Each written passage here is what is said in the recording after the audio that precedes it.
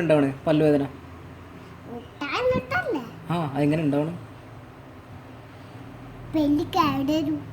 എന്നിട്ട് നമ്മള് പെല്ല് കേടുവരുമ്പോ പഞ്ഞൊക്കെ വെക്കണ്ട. ഇല്ലെങ്കിൽ അല്ലെങ്കിൽ പെല്ല് കേടുവരുമ്പോ എന്താ ചെയ്യാ, നമ്മള് പെല്ല് ഡോക്ടറിന്റെ അടുത്ത് കൊണ്ടുപോകും. അങ്ങനെ സൂചിയൊക്കെ അടിക്കൂലേ, എന്നിട്ട് പെല്ല് വേദനിക്കുമ്പോ നമ്മളെ നല്ല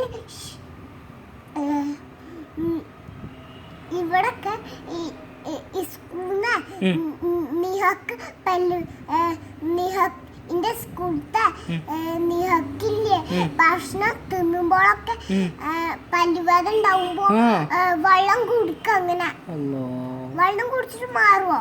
ഇല്ലല്ലോ. അപ്പൊ ഡോക്ടറെ അടുത്ത് കൊണ്ടുപോയാലാണ് നല്ല നല്ല വേദന ഉണ്ടാവൂല. പിന്നെ എങ്ങനെ മാറുക പല്ലുവേദന? എങ്ങനെ മാറുക?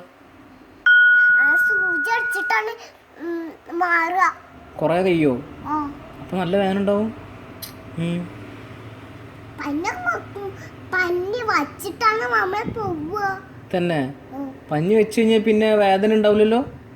പിന്നെ എപ്പോഴാ മാറുക പല്ലുവേദന? കൊറേ അവിടെ കിടന്നിട്ടാണ് പെല്ല് ഇങ്ങനെ വച്ച് അങ്ങനെ ആക്കുക. തന്നെ? ബബിൾക്ക് നിന്നാലോ?